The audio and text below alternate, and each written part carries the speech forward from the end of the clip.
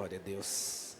Tome seus assentos, irmãos. Que maravilha estar aqui com vocês mais uma vez. Hoje, num dia bem-aventurado. A palavra bem-aventurado no grego é makarios, mais que feliz. Primeiro que hoje conseguimos com que a minha esposa estivesse aqui, Carla. Estar com Carla aqui é uma felicidade. Tem uma coisa boa também, minha irmã e a minha sobrinha estão aqui, está lá no fundo. Veio também celebrar o Senhor. No final vou apresentar a Neinha, ela está lá no fundo, mas minha sobrinha, eu cheguei correndo, não deu nem tempo de dar um abraço nela. E celebrar a Deus pela maravilha que Deus faz sobre nós. Também tem duas ovelhas queridas, três, né? Uma ovelhinha de lá de Catu, que estão morando aqui em Salvador agora, que é Natan, esposa, Carla e o bebezinho. Eu esqueci o nome do bebê, que é chique, viu? Como é bem o nome do bebê, tu lembra? Está ali com o Natan. No final eu lembro mais uma vez. Irmãos, eu estava ali agradecendo a Deus, chorando ao Senhor. Estar aqui hoje foi um desafio muito grande. Na hora de sairmos de casa, veio uma tempestade em Catu e a nossa casa foi enchendo d'água e já arrumando para vir para cá, arrumado. A gente está desde as 5 horas, arrumado 4 horas, eu me arrumei para vir para cá, que eu queria passar na casa da minha irmã. E de repente foi muita água na cidade e eu já arrumado comecei a tirar água de dentro de casa, tirar água. Minha filha veio ajudando. Faltou energia na cidade, a gente deixou os meninos com os meus pais.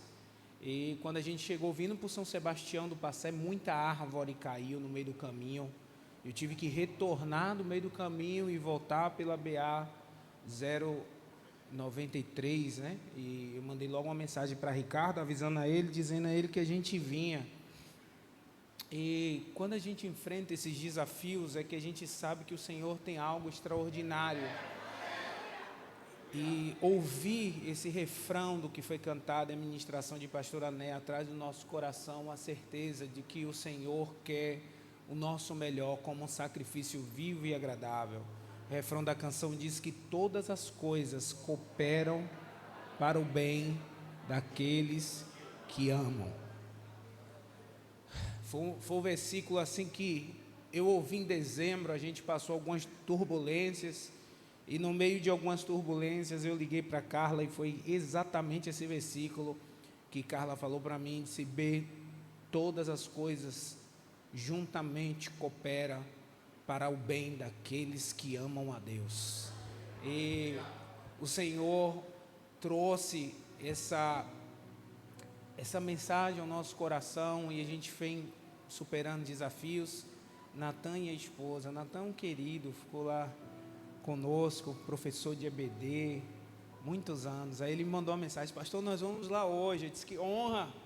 Cheguei e vi, encontrei eles ali. Deus tem uma palavra para o nosso coração. Eu preparei alguma coisa, mas quando chegou aqui, que o louvor encheu meu coração, eu quero compartilhar 2 textos com vocês, que é Lucas capítulo 5, versículo de número 1 ao verso de número 11. Eu vou pedir a paciência de vocês, que nós vamos ler 2 textos de praticamente 11 versículos, mas você vai compreender o que o Senhor quer falar para você nesse dia que simboliza o primeiro dia do ano. O ano passado foi um ano de muitos desafios, não foi um ano de poucos desafios, foi um ano difícil, foi um ano que Deus provou a nossa fé, foi um ano que a gente enfrentou muitas coisas. Eu acredito que os irmãos também aqui passaram por muitas coisas. Nós enfrentamos um incêndio lá na igreja, nós perdemos algumas coisas e a mão de Deus foi quem apagou o fogo. Foi um milagre, irmãos, porque quando a gente já não conseguia mais conter um incêndio com os extintores da igreja, o incêndio tomou o forro. E quando os irmãos que estavam lá, as crianças estavam no anexo da igreja, algumas crianças e adolescentes, a gente conseguiu evacuar a igreja. Eu não estava lá, eu estava fazendo uma visita no irmão e Carla me ligou e disse: B, a igreja pegou fogo. Eu estava sentado, tinha marcado um café com o irmão para tratar da família dele. Nós saímos de lá correndo e eu já fui procurando já fumaça. Quando cheguei na frente da igreja, o nosso pastor estava com a mão na cabeça, chorando, desesperado. Eu disse, meu Deus. Quando eu entrei, irmãos, eu me senti como Neemias, aquela cena em que você vê tudo o que vocês construíram durante muitos anos, que o povo construiu, saqueado, destruído. A bateria pegou fogo por completo, incinerou, e o forro começou a pegar fogo, e se tomasse a proporção, ia incendiar toda a igreja. Só que somente uma parte do fogo pegou fogo, uma parte da tela do LED pegou fogo, e a minha preocupação era com os irmãos que estavam lá. Minha primeira pergunta, vocês estão bem? O resto a gente constrói. E quando a gente estava conversando com a esposa do pastor Zé, a Cíntia, ela estava em cima do palco desesperada, porque 3 irmãos não estavam conseguindo conter o fogo, somente com o extintor de CO2 acabou o pó, no meio da guerra do fogo, e do extintor começou a sair água. A gente não sabe explicar quando o fogo tomou a proporção de tomar todo o teto, mais ou menos um canto como esse aqui, até a letra aqui, Jesus. O fogo começou a pegar os irmãos sem experiência de combate a incêndio, abriu as janelas da igreja. Então o oxigênio alimentava o que tinha lá. Quando o fogo ficou insuportável, incontrolável, os irmãos não sabiam o que fazer, começou a clamar. E quando os irmãos começaram a clamar, os irmãos disseram que foi como uma mão que segurou o fogo e apagou. E o fogo simplesmente extinguiu e desceu. Foi um ano de desafio, nós vivemos muitos milagres. Quando eu fui fazer a avaliação técnica, pastora Anéa, eu fiquei abismado, porque o fogo pegou fogo no forro de PVC, mas a madeira do PVC não chamuscou em nada, ou seja, não pegou fogo na madeira, no madeiramento da igreja. E Deus estava preparando a gente para um sentimento de necessidade, de mudança. Amanhã está começando uma reforma, por conta disso a gente vai mudar o telhado, a gente vai mudar a fachada da igreja. Escute, eu quero começar essa mensagem dizendo para você, eu estou todo arrepiado aqui. Os fogos que Deus permite acontecer na nossa vida e as tempestades, não é para nos matar, não é para nos parar, é para fazer viver o novo de Deus. Porque às vezes a gente está tão apegado ao velho. Deus está dizendo para a gente abrir mão do velho, a gente não quer abrir, que Deus permite um incêndio para a gente abrir mão do velho. Deus permite as tempestades fortes soprar, as águas levar, para poder a gente abrir mão do velho. Eu quero ler com vocês esse texto. Essa noite é uma noite poderosa em Deus, irmãos. Eu sinto que Deus quer falar conosco algo extraordinário.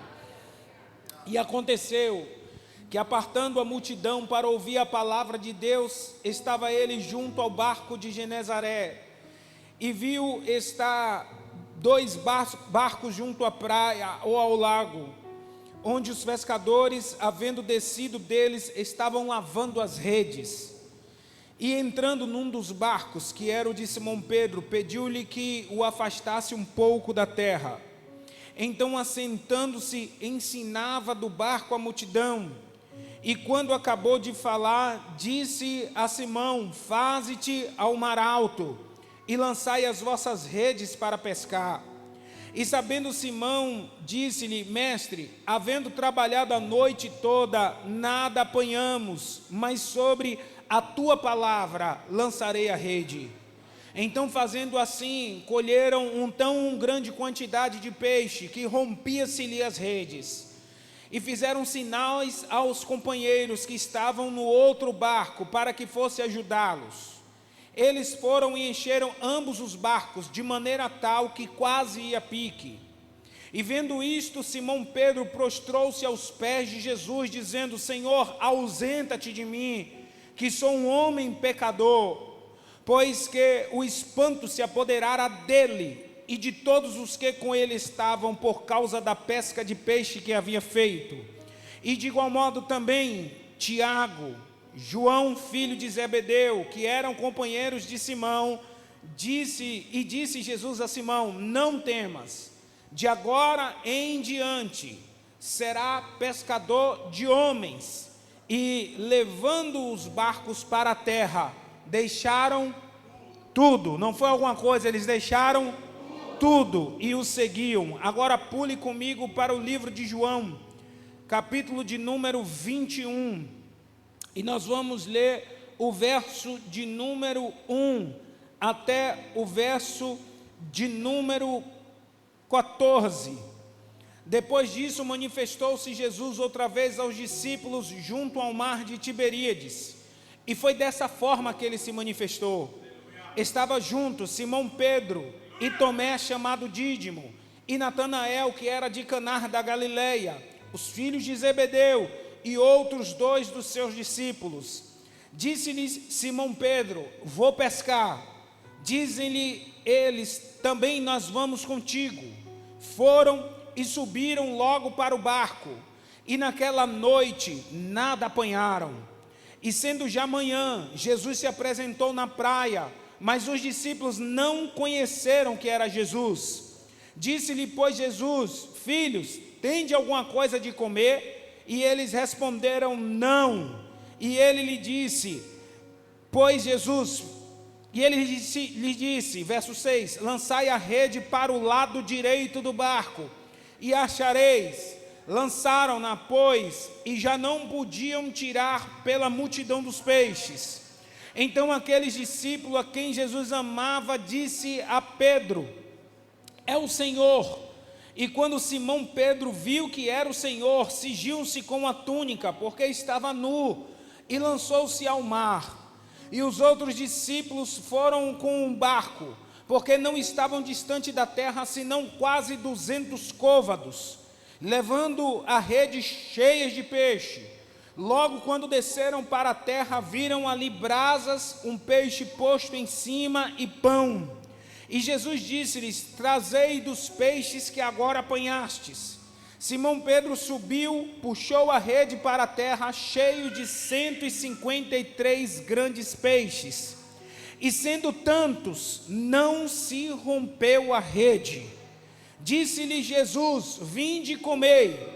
E nenhum dos discípulos ousava lhe perguntar: quem és tu? Sabendo que era o Senhor. Chegou, pois, Jesus, tomou o pão e deu-lhes semelhantemente o peixe.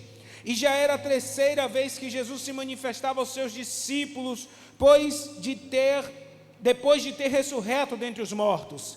Depois de já terem jantado, disse Jesus a Simão: Simão, filho de Jonas, ama-me mais do que este? E ele lhe respondeu: sim, Senhor, tu sabes que te amo. Disse-lhe: apacenta as minhas ovelhas. Tornou outra vez e disse: Simão, filho de Jonas, ama-me? E ele disse: sim, Senhor, tu sabes que te amo. E ele disse: apacenta as minhas ovelhas. E pela 3ª vez: Simão, filho de Jonas, ama-me?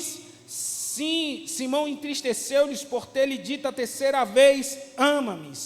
E disse-lhe: Senhor, tu sabes que te amo.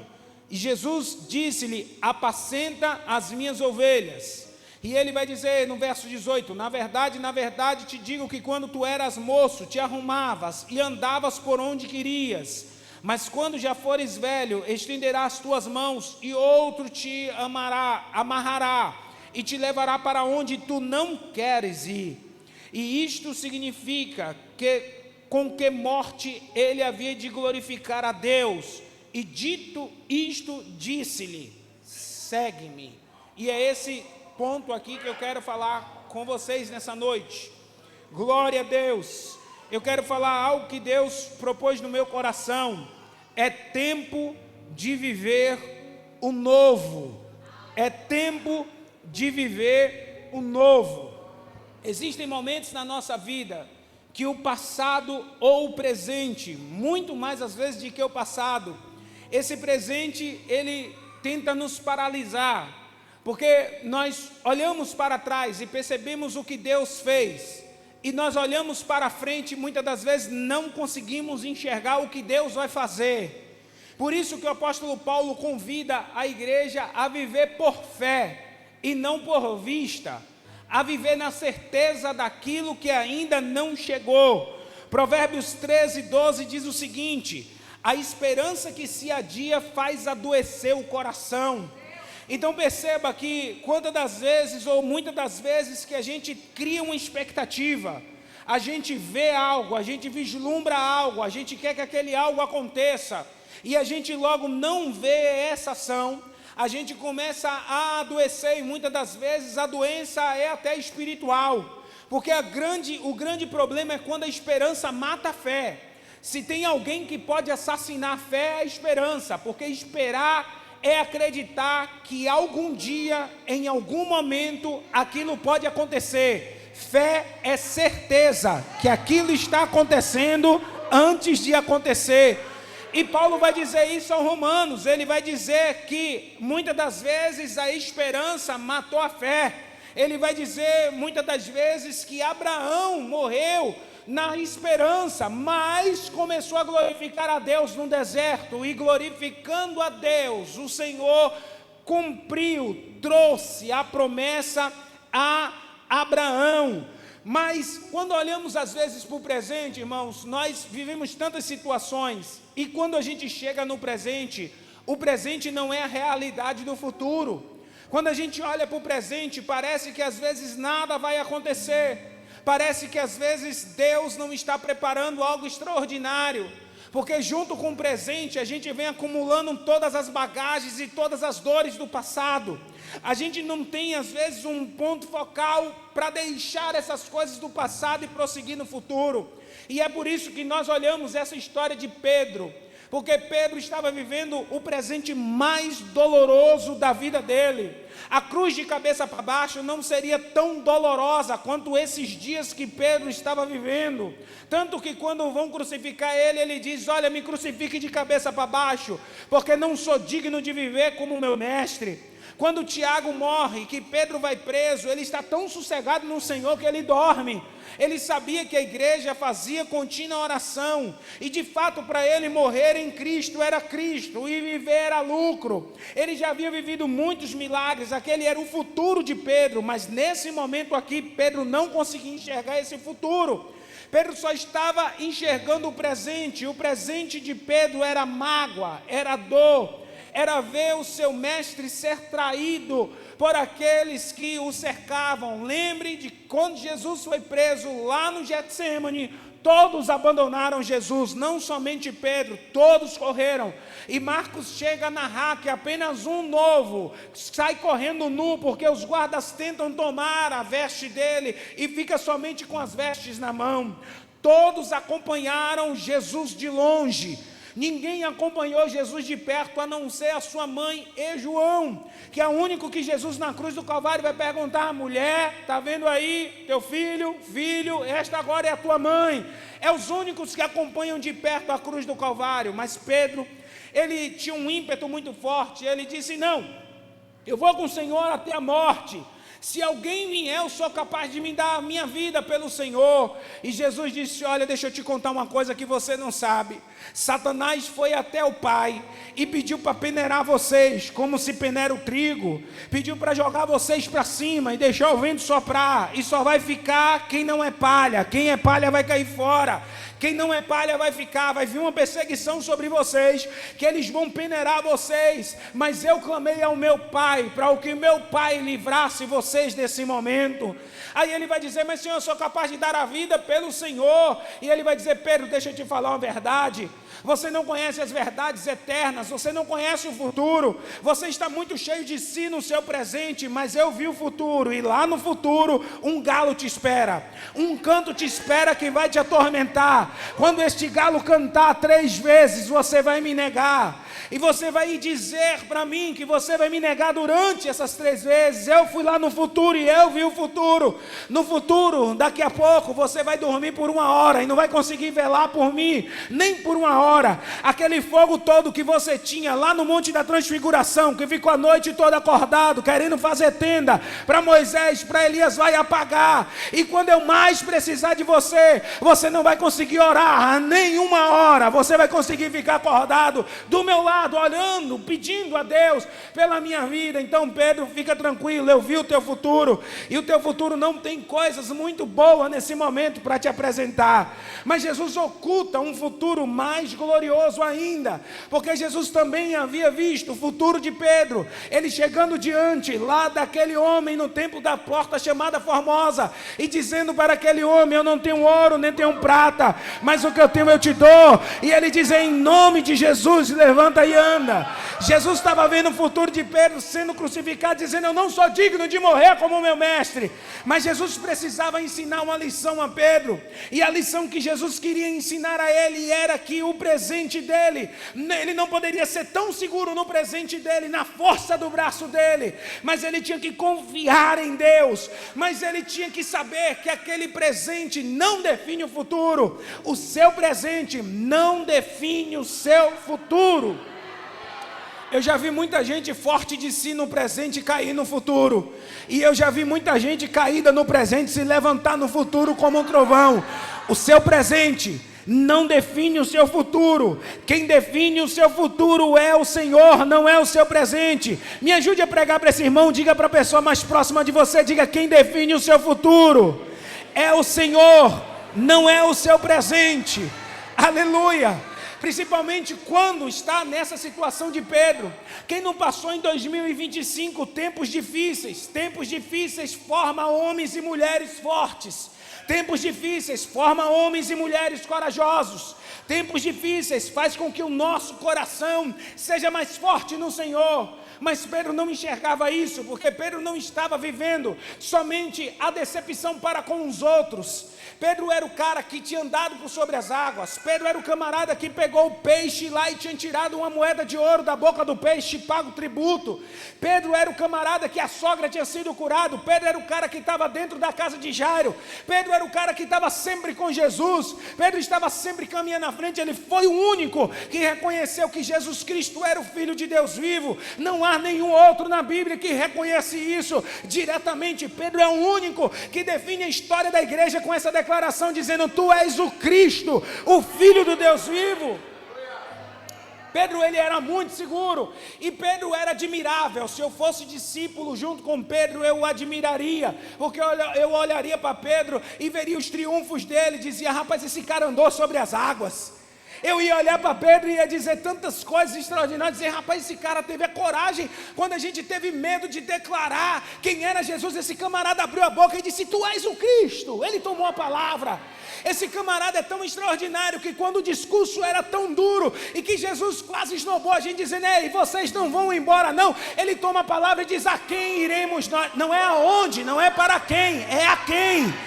Porque não importa o lugar, importa quem está no lugar. Não é para onde iremos nós, é a quem iremos nós. Porque se você vai até Jesus no meio da rua, aquele lugar vira um palácio, vira um centro de adoração, é a quem. Se você está no quem de Jesus, tudo muda. Se você olha para Jesus no meio da sua tempestade, tudo muda. Aleluia. Pedro estava vivendo uma tempestade dessa. Então esse camarada era um camarada muito admirado. Qualquer um de nós admiraria andar com Pedro. Ele tinha um ímpeto muito valente, muito corajoso. Pedro seria o camarada que a pastora Néa ia chegar e ia dizer assim: olha, amanhã nós temos que comprar um terreno, custa 3 milhões. Ele ia se levantar no meio do povo e ia dizer: que dia a gente começa a construção. Ele não ia se preocupar com a compra do terreno, ele já estava preocupado com a construção. Se tivesse que dizer assim: olha, nós vamos ter que derrubar isso aqui, pode ter certeza que na segunda-feira ele ia chegar com um trator aqui. Se não tivesse um trator, ele ia pegar uma marreta e ele ia ser o primeiro a dar marretada, porque Pedro tinha esse ímpeto, ele tinha coragem de fazer, ele estava sempre na frente. Mas Pedro perdeu para um galo. Era um cara tão poderoso que perdeu para a voz de um galo. Quando um galo fez cocoricó, que ele foi para falar com a empregada, ela disse: o senhor andava com ele? Ele disse: nunca vi. Eu não sei quem é que você está falando. De repente o guarda diz: ei, você anda com ele? Ele disse: eu nunca o vi, eu nunca estive nem perto dele. E a terceira pessoa, quando diz: não adianta negar, porque por mais que você negue, você se parece com ele, você fala como ele, você anda como ele, você se comporta como ele. Mas mesmo com essas características, ele diz: eu nunca o vi. Eu não sei sobre quem você está falando. E quando ele termina de falar isso, o galo canta. Eu imagino a vida de Pedro depois desses dias. A cada madrugada, eu imagino a cada manhã, quando o animal acordava cedo e cantava, ele lembrava atormentado, dizia: eu traí meu mestre. O meu mestre morreu por minha causa, eu traí ele. Eu não tive habilidade, eu não tive gestão das minhas emoções de não trair ele no momento que ele mais precisou de mim. E você sabe o que é lindo? É que Lucas vai narrar junto com João, que quando Pedro nega, Jesus está de longe, e Jesus estava passando naquela hora, e o texto diz assim: e olhando Jesus para ele. Isso fez toda a diferença. Judas não teve esse olhar, Judas não olhou o Salvador. É quando o olhar do Salvador cruza com o olhar do pecador. Quando o olhar do Salvador cruza com o olhar do pecador, tudo muda. O olhar de Jesus não foi acusatório, não foi você me traiu. O olhar de Jesus dizia: você vai dar a volta por cima. Espera pelo domingo da ressurreição. Eu vou encontrar você, Pedro. Eu não vou perder você. Eu não vou desistir de você. Aleluia. Quando aquela mulher levanta e as mulheres vão ao túmulo e Jesus se apresenta para ela, Jesus diz assim: olha, vai aos discípulos, mas diz a Pedro que eu ressuscitei. Está lá claro, o foco de Jesus agora era a restauração de Pedro, porque Pedro ele tinha muita habilidade, ele sabia muito do que ele era capaz. Jesus encontra Pedro num dia, num local, num momento em que ele era muito seguro de si. E por isso eu fiz questão de ler os dois textos. Jesus encontra Pedro no mar da Galileia, onde ele viveu a vida toda. Ele dominava como ninguém aquele lugar. Ele ajudou os pais a construir o império da pescaria daquela época. E ele estava ali, ele sabia que aquele dia era dia de peixe. Ele sabia que aquele dia era dia de rota, era dia de encher aqueles barcos. Só que para o azar dele, a confiança na habilidade dele de pescaria, na lua certa, no momento certo, na direção certa, nos burburinhos que o peixe faz no lago, ele jogava a rede e não pegava. E eles passaram esse desafio de uma noite inteira, e eles voltam frustrados para a beira da praia. E ele chega a declarar, quando Jesus faz ele entrar no barco, eu não vou me atentar a esse texto, que o texto você conhece, mas ele diz: Senhor, nós não pescamos nada a noite inteira. Eles estavam lavando a rede, eles já não queriam mais voltar para pescar, e Jesus faz um convite para ele. Jesus diz: olha, entra no barco, vamos voltar para o mar. No segundo texto é diferente. Pedro era um pescador de alma, e agora desiste de ser pescador de alma, e agora ele quer voltar para o barco para pescar. E o convite de Jesus não é entra no barco, o convite de Jesus é sai do barco, que eu estou aqui na beira da praia.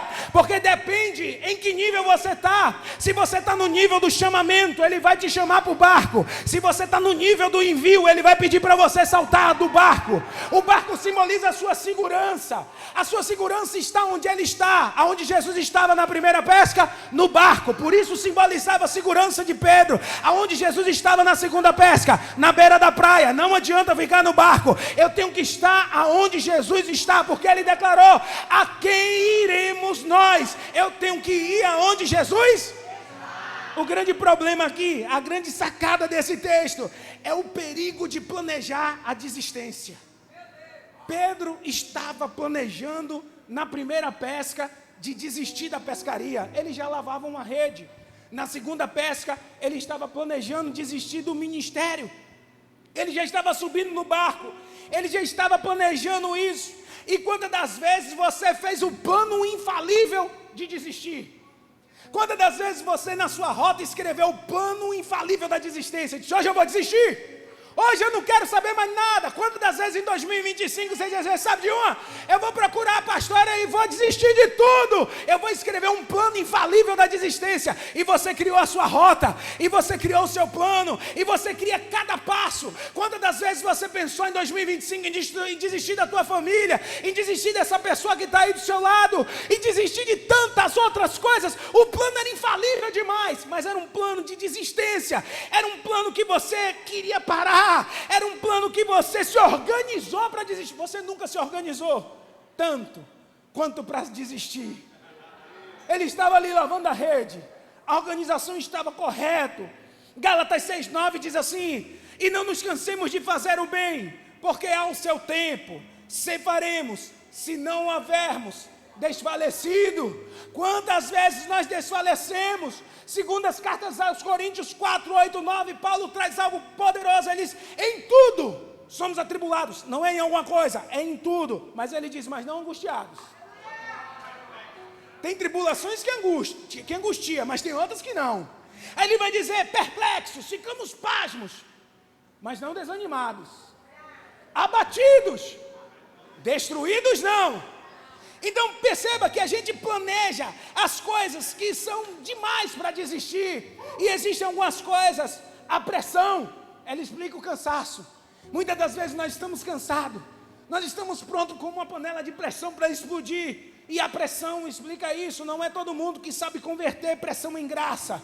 Agora eu quero dizer uma coisa para você, que você precisa aprender nessa noite: a glória pesa, a glória é uma pressão sobre nós. Por isso que Paulo disse que quando nós resistimos, vem sobre nós um peso de glória, uma pressão de glória. Todo mundo que vai ser muito cheio da glória de Deus, ou que vai receber algo que Deus tem preparado, primeiro vem uma grande pressão, primeiro vem algo sobre nós, e esse cansaço, esse desânimo, como já dizia Ludmila Feber, logo após uma batalha, aleluia, vem esse cansaço, um desânimo, e você tenta parar, mas ela cantava e dizia: em tempos de guerra, nunca pare de lutar, aleluia, nós não podemos parar de lutar. Mas tem alguns personagens bíblicos que se parecem com a gente, que planejou desistir. Por exemplo, Elias pediu para morrer debaixo do zimbro, exausto da pressão. Ele disse: Senhor, porventura sou eu melhor que os meus pais, para que o Senhor não possa me levar. Ele pediu para desistir. Podemos lembrar de Moisés, que ele disse: olha, eu não suporto mais o peso de levar esse povo, eu estou cansado desse povo. Jonas, ele disse: eu prefiro desistir do propósito da sua vontade, eu vou comprar uma passagem ali para ir para Tarsis, ao invés de ir para Nínive. Todos eles planejaram para desistir, porque a pressão, ela arranca de nós, ela tira de nós, ela fere, ela machuca. E Pedro estava pressionado na primeira pesca pela desistência de não ter pegado nada, de não ter alcançado, e na segunda pesca pelo cococó do galo, que cantava toda manhã, pela dor de ter negado alguém que sempre o amou, que sempre confiou nele, que quando entrava numa casa e que as pessoas não queriam receber, ele dizia: ei, meus 3 discípulos não, Pedro, vem cá, João, vem cá, Tiago, vem cá, entra aqui na casa.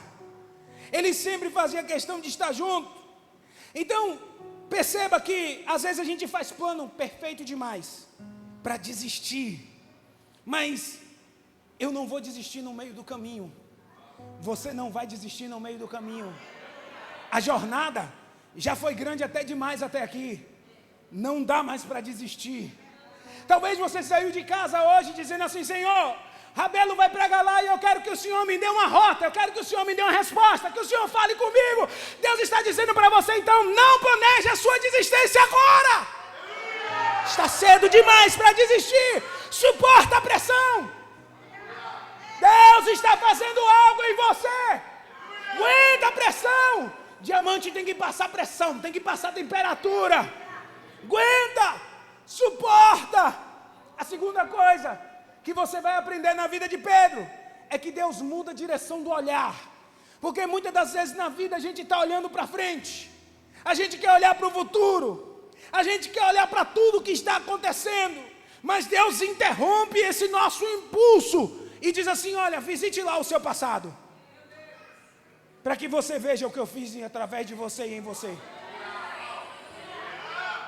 Não é um olhar de dor, não é um olhar de saudade, é um olhar de lembrança, é diferente. Não é um olhar de saudosismo, não é querer estar no passado. É um olhar de marco, é olhar para trás e ver o que o Senhor faz. Em Lamentações, às vezes, muitas das vezes o Senhor convida o povo lá a olhar para trás, principalmente quando o povo quer descaiu a coroa da nossa cabeça. Ai de nós porque pecamos. Ele diz: Senhor, renova os nossos dias como dantes. Ele não diz renova os nossos dias no futuro, ele diz renova os nossos dias como o dia de antes.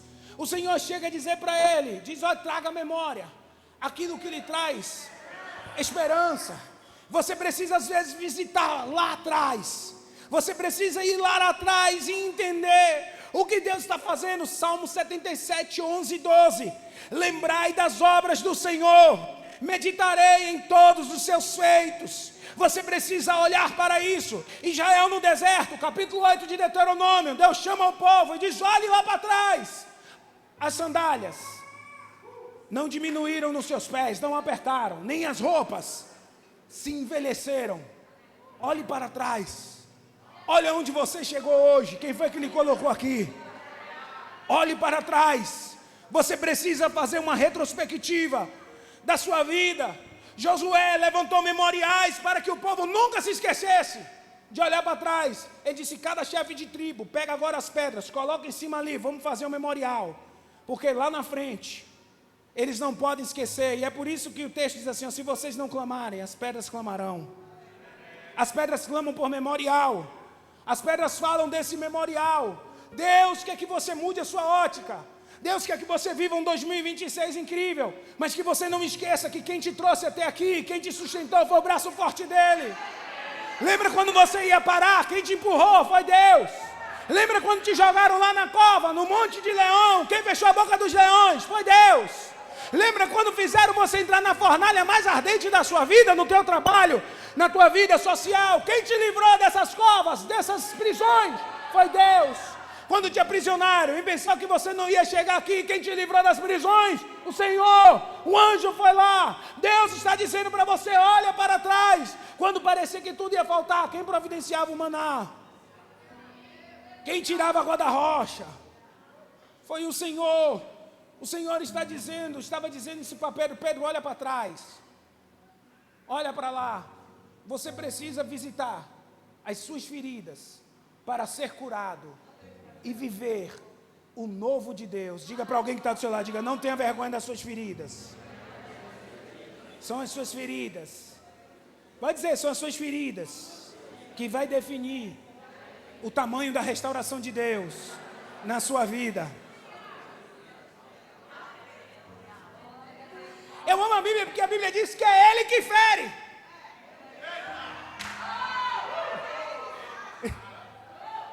Olha para alguém aí, me ajuda a pregar aí profeticamente para ele. Disse: não foi o irmão, foi Deus. É Ele que fere.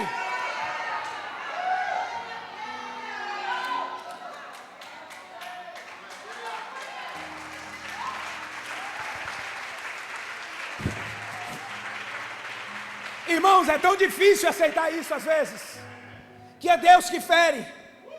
É tão difícil olhar para o texto de Deus pegando o barro e perceber que é Deus que amassa o barro, e que é Deus que permite o vaso se quebrar na mão dele. O vaso não se quebra quando sai, o texto diz que o vaso quebrou na mão do oleiro. Ele permite o vaso se esbagaçar todo na mão dele, porque é Ele que fere e é Ele quem sara. Eu posso trazer milhões de versículos para você, não vai sarar sua ferida se Ele que abriu. Não consigo sarar a sua ferida, porque Ele sabe onde feriu, e Ele sabe onde te sarar, porque Ele fere. Pedro estava com a ferida desse tamanho, era ouvir o galo, o dedo de Deus futucava o coração dele. Mas não era você o Pedro que não negava? Não era você aquele que ia lá e não fazia? Mas pastor, não foi Satanás não. Não, foi Deus que abriu essa ferida em Pedro. O próprio Jesus disse a ele: antes que o galo cante 3 vezes você vai me negar. Eu estou falando sobre as feridas do seu futuro. Por quê? Porque não existe líder em potencial que nunca se feriu. Só existe, o único lugar que você vai para uma guerra e não vai se ferir é no filme de Hollywood. Fora disso, você vai se ferir. As pessoas vão lhe ferir. As pessoas vão lhe cortar. As pessoas vão lhe machucar. E muitas das vezes essas pessoas são instrumentos de Deus para tirar de nós aquilo que desagrada do Senhor. A gente não quer entender na hora, porque a ferida dói. Quando a gente vê o sangue correndo, a gente quer logo estancar. A gente quer sarar, mas quando a gente para no propósito que a gente pensa, a gente percebe assim: é Deus que está fazendo essa ferida. E quando você começa a olhar para o passado, você dizia: se fosse eu lá de trás, eu não ligava para isso. está lhe convidando a voltar ao passado e dizer: eu quero você do passado nesse presente. Porque tem um futuro extraordinário para você. Tem algo que Deus quer forjar, tem algo que precisa ficar pronto. E não adianta ficar tapando o sol com a peneira, porque a peneira vai queimar, que esse sol da justiça queima. Deus estava tocando na ferida de Pedro, Deus estava falando com ele, aleluia. E eu fico assim às vezes, pasmo, vendo o que Deus faz com nós, com a nossa vida, com a nossa história. O próximo passo, eu já estou caminhando para encerrar, o próximo passo é: Deus traz memórias de fé para restaurar a coragem. Porque tem hora que a gente fica um covarde, a gente acaba sendo tão ferido, que a gente já fica andando com medo de se tocar no lugar, porque a qualquer momento alguém pode tocar na ferida e machucar, e a gente sabe que se machucar a gente vai ter a reação de se defender. Só que o que você não percebeu é que por detrás dessas ataduras você já não é mais um guerreiro leproso, você já é um Naamã curado.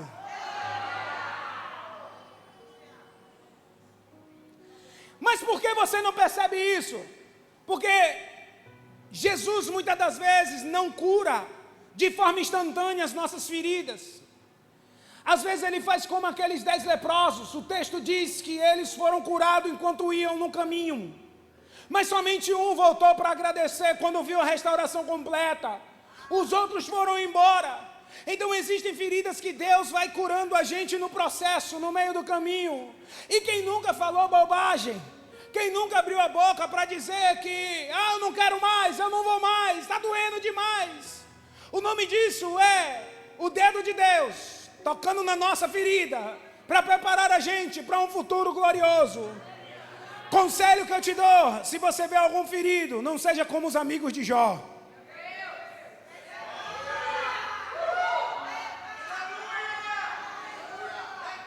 Eles falaram até as coisas certas, mas num tempo errado. Te convido a visitar Jó, do capítulo 7 até o capítulo 16. Faça essa leitura em casa. Todas as profecias do amigo de Jó foi correta. Quando chegou no capítulo 17 em diante, eles começaram a falar do próprio entendimento dele. Aí começou a buscar pecado em Jó. Quando chega no capítulo 42, o Senhor vai até os amigos de Jó e diz: olha, eu tenho contra ti que vocês falaram que não era de mim. Aí Deus vai dizer para Jó: Jó, agora você está pensando que você é bonzinho, é? Não. Você ficou com uma raivinha no coração deles. Eu vou trazer eles até você. E vocês vão ter que sacrificar por eles. Você sabe para quem eram as únicas pessoas que Jó sacrificavam? Eles são como seus filhos. Enquanto você encarar eles somente como amigos, eu não mudo nada de você. Quando vocês perceberem que você tem que sacrificar como se sacrifica um filho, mesmo alguém que lhe fere, então eu mudo a sua sorte. Aí quando ele sacrificou, Deus diz assim: então Deus mudou a sorte de Jó e deu tudo em dobro. Diga para a pessoa mais próxima, diga: tem bênçãos que estão retidas, que só vão ser liberadas quando você aprender a perdoar.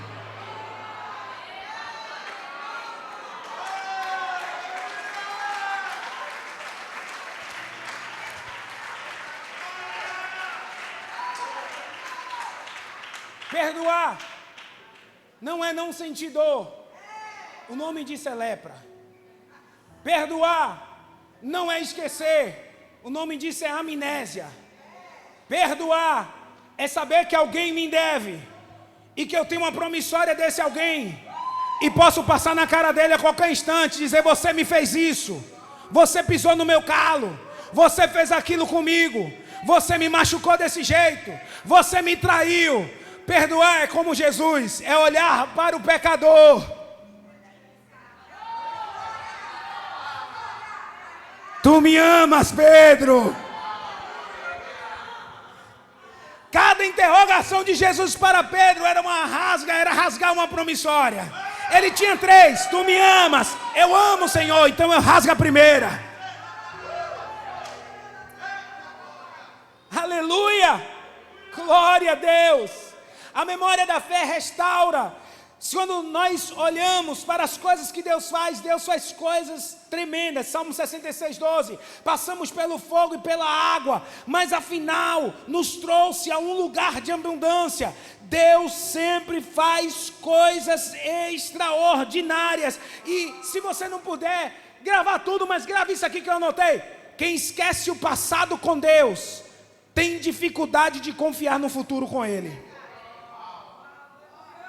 Não esqueça o passado com Deus. Não despreze os pequenos começos. Não despreze aquilo que você fez para começar. A gente tem algumas pessoas, Davi usou o passado para enfrentar Golias. Saul disse, eu não vou levar ninguém. Ele disse, mas o senhor não conhece o meu passado? O senhor só me conhece como um tocador. Deixa eu contar uma coisa para o senhor. Eu estava lá na casa de papai, e aí veio um urso e veio um leão. Eu puxei os dois pela barba e matei. O senhor não conhece o meu passado.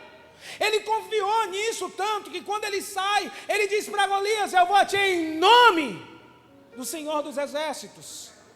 Quem esquece do passado com Deus tem dificuldade de confiar no futuro com Ele. Josué e Caleb, lembra dos gigantes? Quando for lá, todo mundo disse, a terra tem gigante. Sabe o que eles dizem? Eles dizem, a minha comida é comer gigante. Eu traço um gigante meio-dia. Eu não tenho medo de gigante. E o povo vai dizer, de onde vem essa confiança? Vem do Senhor. O Senhor não falou para nós que ia entregar essa terra que mana leite e mel. Se o Senhor falou, está falado. Paulo reconheceu os livramentos para encarar os novos desafios. E ele chega a dizer isso a Timóteo no capítulo 4. Ele chega a dizer, tantos livramentos Deus deu a ele, a igreja Coríntios. Ele disse, olha, eu fui açoitado. Eu levei perigo, levei canada na cara. Perigo de assalto, náufrago. Mas eu estou aqui. E ele chega a dizer que ele recebe a revelação dos céus e o mensageiro de Satanás vem até ele para esbofetear. Ele clama por 3 vezes. E ele diz ao Senhor, Senhor, tira de mim esse espinho. 3 vezes. E o Senhor vai responder para ele, a minha graça. Você sabe por que a graça te basta? Porque quando você encontra a graça, você não lembra mais dos espinhos. Pergunta para Jesus na cruz do Calvário se ele lembrava dos espinhos. Ele estava preocupado com o ladrão, porque ele encontrou a graça. Ele estava preocupado com a mãe, ficar sozinha. Ele estava preocupado com o João e ficar só. Ele estava preocupado em cumprir o papel, dizer, pai, eu entrego o meu espírito. Estava doendo, mas a manifestação da graça tira a dor de nós. Porque a graça tem esse poder de aliviar a dor que às vezes alguém nos causa. Então o que é perdão? É manifestação de graça. É rasgar a promissória. Então quem encontra a graça, encontra a solução para a dor que inquieta a sua alma. Saulo, Paulo, minha graça te basta. Aí ele vai dizer, porque o meu poder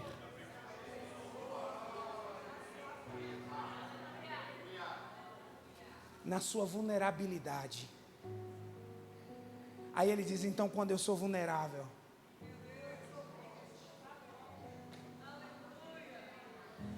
a gente é durão na frente de todo mundo, mas só tem um lugar que a gente é vulnerável. No secreto. A gente como líder, às vezes aqui, tem que ser a pessoa mais cheia de fé. A gente tem que ser o que está na frente de tudo. Mas existem alguns espinhos que incomodam, que a gente só tira a vulnerabilidade no secreto. Pai, está doendo. Pai, às vezes eu não aguento. Pai, eu estou assim. Pai, me ajuda. Como é que eu faço para vencer? Porque é a especialidade de Deus, de fazer a gente vencer. E eu vou caminhar agora para a gente encerrar. O novo, ele sempre vai começar a partir de uma decisão. Não tem como você viver o novo de Deus sem você decidir viver o novo. Eu posso ministrar as melhores ministrações, as palavras mais proféticas das regiões celestiais, mas a decisão de viver o novo de Deus é sua. Deus nunca obrigou nenhum dos que Ele chamou a viver com Ele uma vida de desafio de fé para viver o novo. Deus não obrigou Abraão a sair da terra dele. Deus não obrigou Abraão a entregar Isaac. Deus não obrigou Abraão a dispensar Ismael. Deus não obrigou Isaac a abrir mão dos poços. Deus não obrigou Jacó a ir para o val de Jaboque. Deus não obrigou José a sair da prisão. Deus não obrigou a Moisés a ser líder de Israel. Deus sempre chamou, mas Ele nunca obrigou. Ele sempre combateu as nossas desculpas. Ele sempre trabalhou com a solução para cada desculpa que a gente dava. Mas Ele nunca obrigou. Ele não obrigou Gideão. Ele encontrou. E quem encontra Deus de verdade, tudo muda. Tudo muda. No primeiro encontro, Pedro encontrou Jesus depois de uma noite frustrada. Ele lavou a rede. E o encontro de Jesus com Pedro não foi um encontro particular, foi um encontro público. Porque para a salvação, Deus nos encontra publicamente. Se com tua boca confessar, tem que ser publicamente, é um testemunho público. Porque você é batizado publicamente, porque é seu testemunho público, é o primeiro encontro. Quando Ele encontra a gente para a salvação, o testemunho é público. Então pode perceber que o que está acontecendo está num cenário público, está todo mundo lá. Está os discípulos, está uma multidão na praia ouvindo a palavra, tem uns amigos parceiros com barquinho. E no primeiro encontro, quando a gente entende o poder da palavra, porque tem crente que passa a vida toda na igreja e não recebe nada, porque não crê no poder da palavra. O Senhor nunca disse lá em Mateus assim, ó, se tiverdes fé do tamanho de um grão de mostarda, vocês vão ficar... Ele não disse isso. Ele disse assim, é um processo. Você precisa ter fé, e Ele disse, então direi ao monte, e o monte vai sair. Ele não estende a mão para a figueira maldita, para a figueira que não dá fruto, e a figueira é amaldiçoada, não. Ele libera uma palavra, Ele diz, você não vai dar mais fruto. Jesus nunca chega para um paralítico e olha para o paralítico assim com aquele olhar de força e o paralítico levanta. Ele sempre pergunta, o que queres que eu te faça? E ele declara, eu quero ficar são, tua fé te salvou. Então perceba que tudo na Bíblia gira em torno da palavra. E pasme, Hebreus 1, 2 e 3 vai dizer que até Deus teve fé para criar os mundos. Está lá, pela fé na sua palavra, Deus criou. Deus poderia fazer assim, ó. Luz, Ele disse não, e ouve.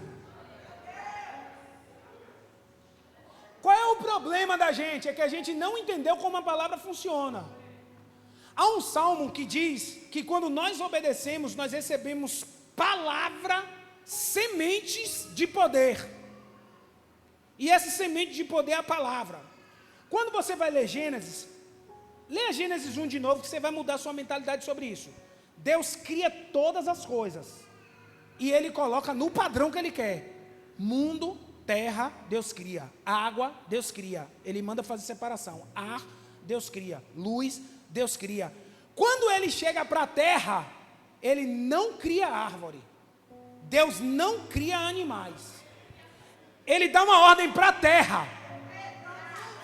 Terra, produza. Água, produza. Ave, produza. Aí depois Ele faz o homem e diz assim, ó, sobre todas essas coisas vocês devem dominar. Ou seja, a partir de agora, quem dá a palavra... Então olhe para seu irmão e diga assim, produza.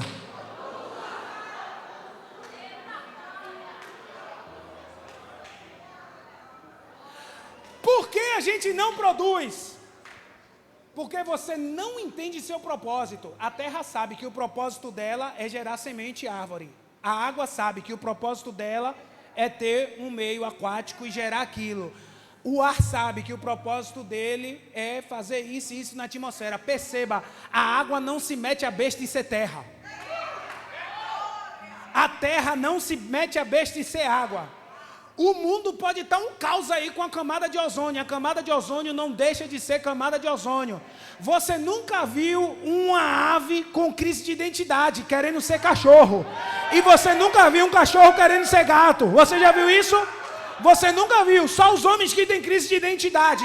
Por que o homem tem crise de identidade? Porque não descobriu o seu propósito.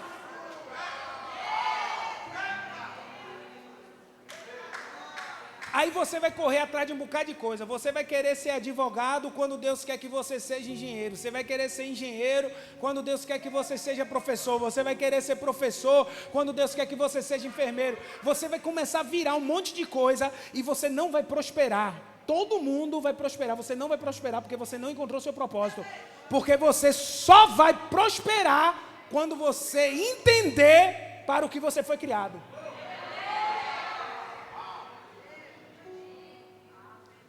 Por que a gente perde coisa?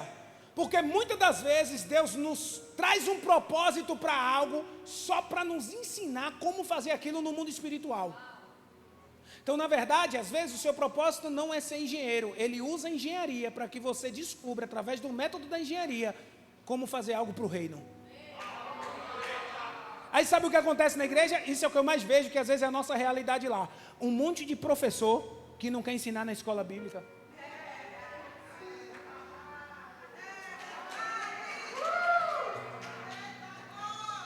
Você está pervertendo o seu propósito.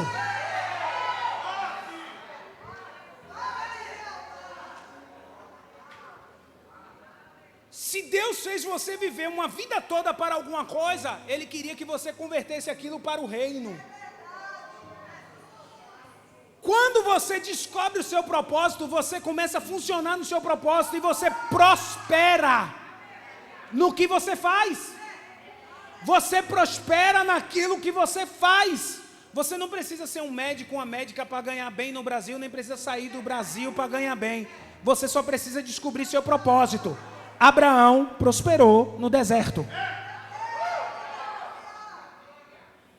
E sabe o que aconteceu com Abraão? Teve um dia que prosperou tanto Abraão, quem estava debaixo da asa dele, que os pastores começaram a brigar. Aí você sabe o que Deus falou? Separe. Aí você sabe o que Deus falou quando separe? Você sabe o que Abraão fez? Ele não escolheu o lugar não. Ele virou para o sobrinho e disse assim: escolha para onde você quer ir. Eu estou debaixo do propósito. Aonde eu for, vou prosperar. Escolha você. É você que precisa olhar para as Campinas. É você que precisa olhar para o lugar. Eu não preciso olhar para o lugar. Onde eu for, Deus vai me dar por herança. Deus vai me abençoar. Deus vai mudar minha história. Deus vai tocar em mim. Eu não preciso sair da onde eu estou para Deus me prosperar. Eu não preciso mudar quem eu sou para Deus me prosperar. Eu só preciso entender o meu propósito. 2026, o novo está vindo aí. E qual é o novo de Deus para você?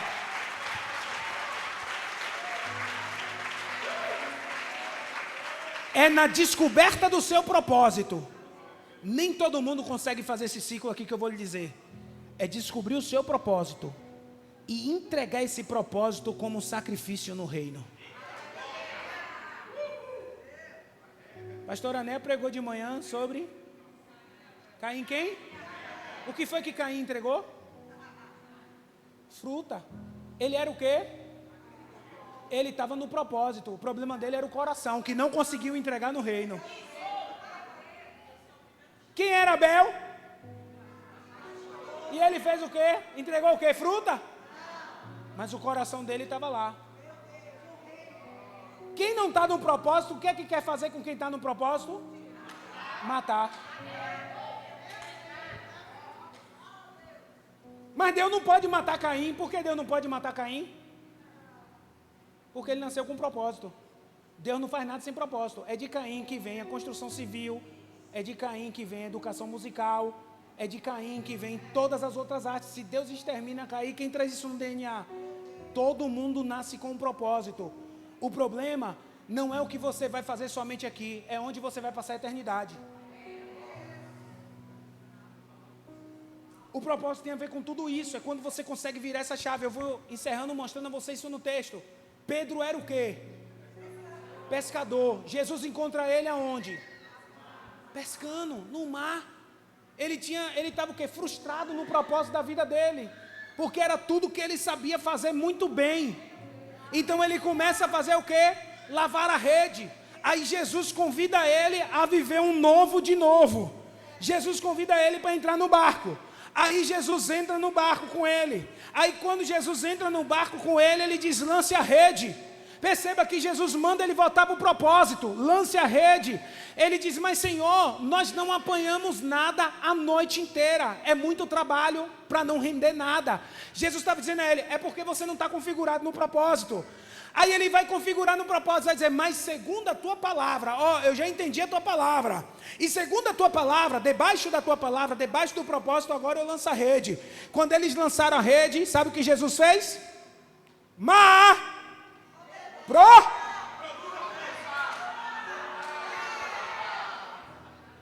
Porque não tinha condições de ter tanto peixe naquele mar, naquele dia. Se você ler o texto em Marcos e em outros locais, você vai ver que todos os barcos ficaram lotados de peixe. E o texto chega a dizer que o barco quase ia a pique. Porque o Deus que criou a terra estava no barco, dizendo ao mar, para ele fazer o propósito dele. Porque às vezes a frase nem sempre é má produza. Às vezes a frase vem disfarçada de lançai a rede. Qual é o problema? É que você não entende o disfarce das vezes do que Deus está falando. Deus está falando a você, lance a rede. O mar já produziu, o mar entendeu, mas você não entendeu. Aí ele vai lá e vai para o propósito. Quando você está alinhado com o propósito, você prospera. Você prospera. Por quê? Porque você está debaixo de uma palavra divina. É impossível você não prosperar. Aí você prospera, e onde é que você prospera? Na terra da sua aflição. Onde é que você prospera? Onde você não funcionou. E o que é que Deus quer de sacrifício? Deus não quer de você alguma coisa. Deus quer as suas maiores conquistas. As maiores. Não, Deus quer tudo que você conquista. E onde é que eles entregam isso? Quando ele diz assim, quando o texto termina dizendo assim, e deixaram tudo. E o seguiu. Eles entenderam o propósito. Porque Jesus converteu o propósito deles. Vocês são pescadores, mas isso só foi uma experiência. Eu quero que vocês peguem isso e entendam agora como pescar gente, como pescar alma. Quando eles entenderam o propósito, eles disseram, eu já sei o que é que eu tenho que fazer. Eu não preciso desses peixes nem dessa rede. A rede é outra. O propósito é outro. Isso aqui foi uma escola. Eu vou converter o meu propósito lá. E ele seguiu. Lembra de Lucas, se você ler Lucas capítulo 19, você vai ver Jesus no capítulo 19 entrando lá em Zaqueu. Mas no capítulo 18, Jesus encontra um jovem rico. E o jovem rico vai dizer assim no capítulo 18, ele vai dizer, Senhor, o que farei eu para herdar a vida eterna? Primeiro, ninguém faz nada para ser herdeiro. Ou você é herdeiro ou você não é herdeiro. Ou você nasceu da família que herda ou não. Ele disse, mas Senhor, o que farei eu para herdar a vida eterna? Aí Jesus vai lá e diz a ele, olha, se você cumprir todos os mandamentos, já está ok, mas tem algo que você ainda não cumpriu, você precisa pegar tudo que você tem e dar aos pobres, então você dará ao reino dos céus. Jesus já mentiu alguma vez na vida? Aquele camarada foi o acerto, foi o negócio mais burro que ele fez, foi não ouvir Jesus, porque ele dava tudo e a vida eterna estava garantida. Era um Deus falando com ele, porque a vida eterna dependia dele desapegar o coração. Aí Jesus vai dizer assim, é mais fácil um rico passar pelo fundo, passar pelo fundo da agulha, do que um rico herdar. A gente se pega nessa palavra, né? E ama, porque o nosso propósito é frustrado e a gente não consegue enriquecer. Porque se você fosse um cara rico, que seu propósito lhe enriquecesse, você ia dizer assim, mas Senhor, eu não posso ficar de fora não. Mas como a gente é frustrado na vida, porque não entendeu o propósito, porque quando entende o propósito, Deus faz os peixes saltar na sua rede. Ele entende o propósito, aí Jesus vai deixar um adendo poderoso. Ele vai dizer assim, mas para Deus, nada. Ele estava falando do rico nesse texto, não é impossível um rico se converter. Aí o texto vai dizer que Pedro vai tomar a palavra, ousado, vai perguntar, e nós que deixamos tudo para te servir? Aí ele vai dizer, vocês, simples, mas não há quem tenha deixado pai, mãe, filho, esposo, marido, mulher, qualquer um dos seus familiares, que além da vida eterna, 100 vezes...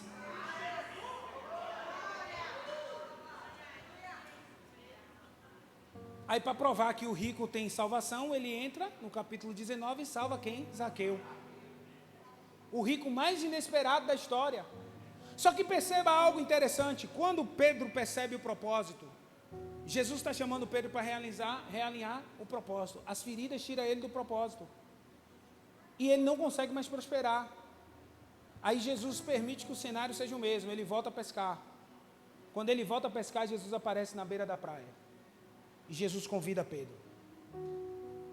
Quando ele entende que é a voz do mestre, ele se joga. Ele abandonou a pesca. Você lembra que eles não pescaram nada a noite toda? Tudo se repetiu? Aí Jesus está dizendo, ei, joga à direita do barco. Não é a sua direita. Deus não trabalha com a sua direção. Deus trabalha com a direção dele. Então imaginemos que esse local aqui que eu estou, vocês olhando para mim, vou ficar igual a vocês. Imaginemos que a gente esteja à frente do barco. Ok? Onde é a direita do barco? Isso. Agora imagina que eu estou... Continue, faça com a mão direita. Onde é a direita do barco? Agora imagina que eu esteja na direção contrária de vocês. Estou de frente para vocês. Onde é a direita do barco para mim? É aqui. Porque não é a minha direita. É a do... A direita do barco às vezes é a minha esquerda. É quando eu não entendo. Mas eu tenho que aceitar. É quando eu não percebo, mas eu tenho que ouvir a voz que manda eu ir. É quando eu estou querendo ir para um lado e tudo trava. E ele está dizendo, não, você está querendo ir para a direita contrário, não é a sua direita, é a minha direita. É a minha direita, a direção é o barco. E eles jogam a rede e pegam 156 grandes peixes. E você sabe qual é a grande diferença dessa para outra pesca? Vocês vão ler em casa e vocês vão perceber. Na primeira a rede rasga, mas na segunda a rede não se quebra. Eles voltam e abandonam tudo, eles já sabem o caminho. E ele vai encontrar Jesus na beira da praia. Jesus já havia preparado comida para eles. Jesus já havia preparado pão e peixe. Mas Jesus agora quer curar o coração de Pedro. Lembra quando eu disse que para salvação ele pega no público? Para realinhar o propósito ele pega no secreto. Ele chama Pedro à parte. Num bate-papo de ouvido. E pergunta, vem cá camarada, você me ama? Pedro dando uma de inocente. Porque a voz que tocou o coração de Pedro agora não foi mais o canto do galo. Foi a voz do amor. E a voz do amor confrontou ele da mesma forma que o galo confrontava. Só que a voz perguntou, vem cá, você me ama? E ele disse, tu sabes que eu te amo. No texto original, o verbo é fileu. Eu gosto do Senhor. Aí Jesus pergunta de novo, você me ama no amor ágape, você me ama profundamente? E ele responde a segunda vez, o Senhor sabe, eu gosto do Senhor. E pela terceira vez ele pergunta, você me ama profundamente? E ele diz, tu sabes que te amo profundamente. Quando ele faz isso, vem uma promessa. Você vai viver o incrível, Pedro. Você vai ser um dos grandes heróis da fé. Vai chegar um tempo em que você vai viver as coisas mais extraordinárias que você nunca viveu. Ele não conseguia ver o futuro, mas Jesus estava vendo o futuro, dizendo, vai chegar um tempo que aquele paralítico vai andar, que a sua sombra vai curar. Vai chegar um tempo em que você vai ser doutor na lei. Vai chegar um tempo que você vai levantar um pescador indouto e vai falar coisas proféticas para quase 3.000 pessoas. Vai chegar um tempo que você vai ser colocado diante dos magistrados. Vai chegar um tempo que vão tentar te prender, mas o anjo vai lá e vai soltar você. Vai chegar um tempo que vai colocar você preso na mão de 2 soldados, e o anjo vai chegar de madrugada. Por que o anjo vai chegar de madrugada? Porque a igreja vai ter tanta confiança em quem é Deus na sua vida, que ela não vai parar de orar por você.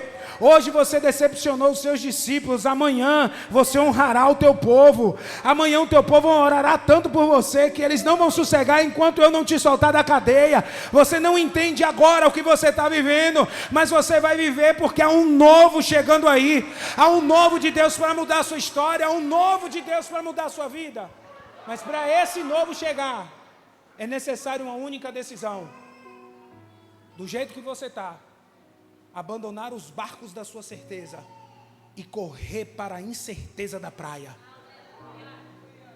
correr em direção à voz que aponta o futuro. 2026 vai ser um ano incrível. Mas as incertezas estão dizendo para você que você não vai viver um ano incrível. Está dizendo para mim que eu não vou viver um ano incrível. Mas é hora de eu deixar as minhas incertezas e me jogar a voz. A voz está dizendo que 2026 vai ser o melhor ano da nossa vida. 2026 vai ser o ano que Deus vai fazer algo pela nossa nação. 2026 vai ser o ano em que Deus vai fazer algo pelo seu povo. 2026 é algo que Deus vai fazer na sua vida. Deus vai mudar você, Deus vai subir de nível, Deus vai mudar a sua história. Mas é necessário você ter disposição de ouvir a voz. Eu quero convidar você a ficar de pé. Nós já vamos orar.